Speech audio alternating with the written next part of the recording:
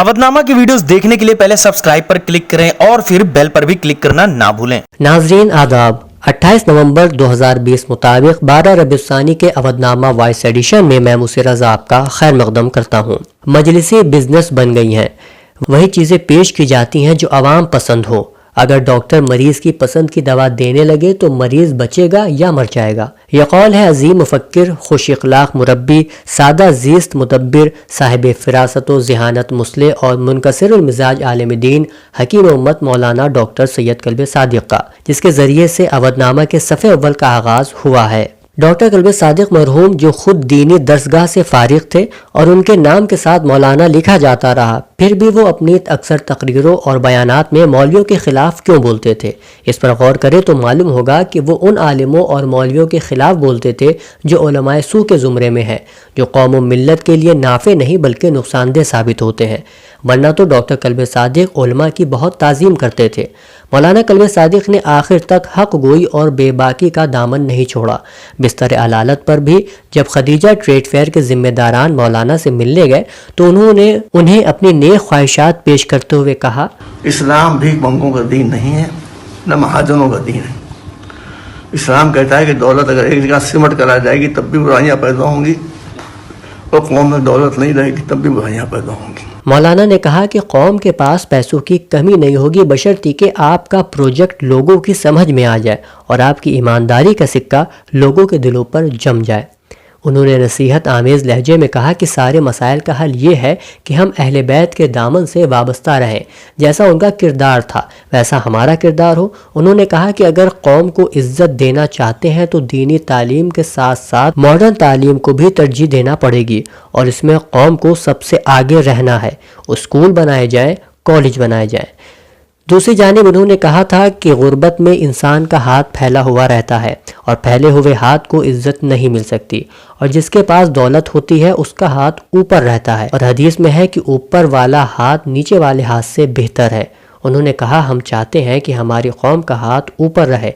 हमारी कौम जब तक देने वाली नहीं बनेगी तब तक उसे वो इज्जत नहीं मिलेगी जिसकी वो हकदार है। डॉक्टर कल्बे सादिक ने खदीजा ट्रेड फेयर के जिम्मेदारों से कहा था, मेरे चल चलाओ का वक्त है। मैं चलते चलते गुजारिश करना चाहता हूँ कौम के बूढ़ों और बच्चों से कि जिन चीज़ों को शरीयत ने प्रमोशन दिया है उसे अपने हाथ में रखें, किसी की बात ना माने, सिर्फ मॉडर्न एजुकेशन में आगे बढ़ें।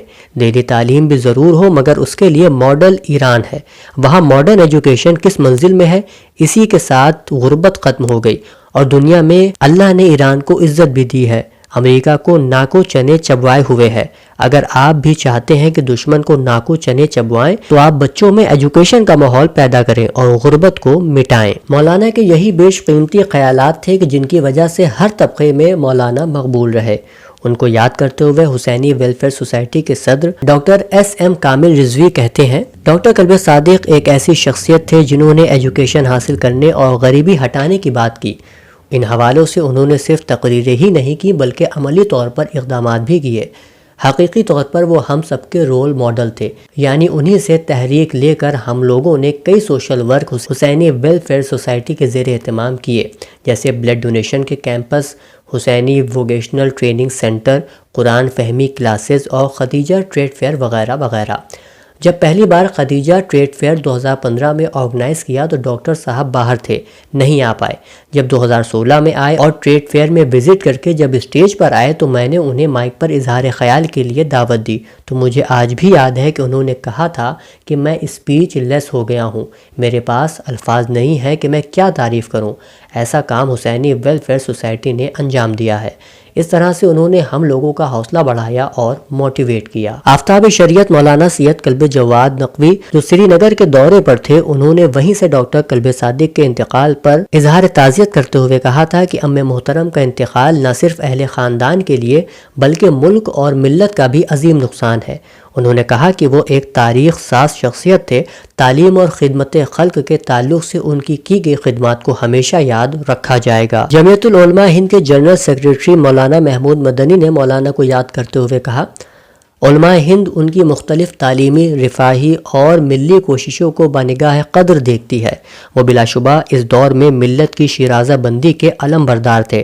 جمعیت العلماء ہند کی دعوت پر مختلف اجلاسوں اور کانفرنسوں میں شریک ہوتے رہے۔ اس مصیبت اور دکھ کے وقت میں جمعیت العلماء ہند ان کے اہل خانہ و متوسلین سے تعزیت کا اظہار کرتی ہے۔ سابق ڈپٹی ڈائریکٹر یونانی ڈاکٹر حسان نگرامی نے اپنی عقیدت و محبت کا اظہار کرتے ہوئے مولانا کے بارے میں لکھا، سر سید علیہ الرحمہ کے بعد جن شخصیات نے قوم و ملت کے فرزندگان میں علمی بیداری پیدا کرنے کے حوالے سے عظیم خدمات انجام دیں، ان میں ڈاکٹر مولانا کلب صادق کا نام بے حد اہم ہے۔ مجھے یاد ہے کہ کم از کم 1970 تک لکھنؤ میں 2 اہم فرقے محض نظریاتی کشمکش اور مناقشوں میں اپنا زیادہ وقت ضائع کرتے رہے۔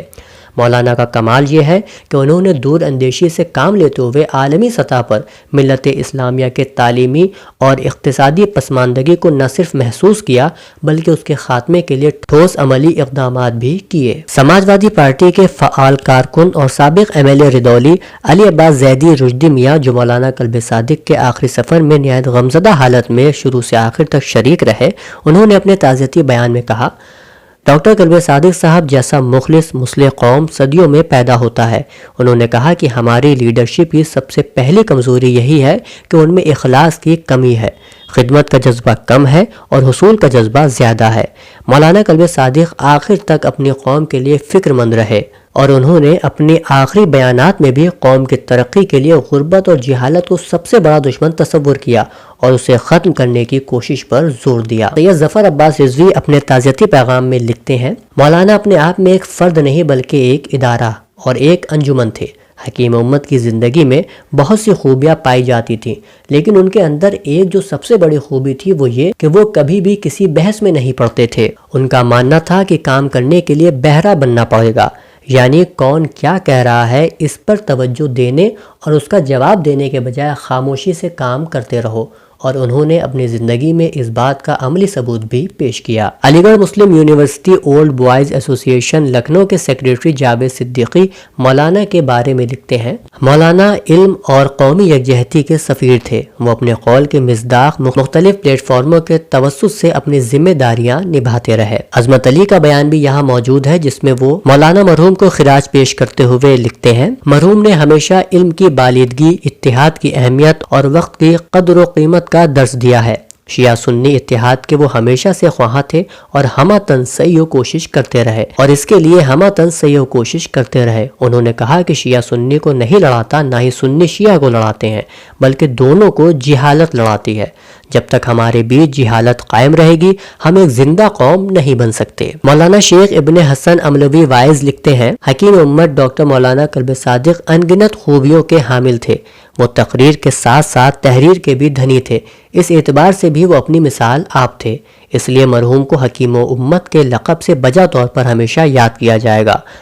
بین الاقوامی سطح پر مشہور و معروف شیعہ عالم دین اور مبلغ اسلام حکیم امت ڈاکٹر مولانا کلب صادق کی تقاریر دل پذیر جو عصر جدید کے تقاضوں پر حاوی و محیط ہوا کرتی تھیں، ہمیشہ سامعین کے ذوق سماعت میں رز کھولتی رہیں گی۔ اس کے علاوہ علی گڑھ مسلم یونیورسٹی کے پروفیسر اصغر اعجاز قائمی اور حیدرآباد کے فراز رضوی کے منظوم خراج عقیدت اور دفتر مجلس علماء ہند و ہادی ٹی وی میں ہونے والے مولانا سے متعلق تعزیتی پروگرام کی خبریں بھی یہاں موجود ہیں۔ اودنامہ کے 28 نومبر کے ریاستی صفحے پر پہلی خبر میں توانائی کے غیر روایتی متبادل ذرائع کی تلاش کو ریاستی حکومت کی اولین ترجیح قرار دیتے ہوئے ریاست کے وزیر اعلیٰ یوگی آدتیہ ناتھ کہتے ہیں، حکومت نے سال 2022 تک 10,700 میگا واٹ شمسی توانائی کا پروجیکٹ لگانے کا ہدف طے کیا ہے۔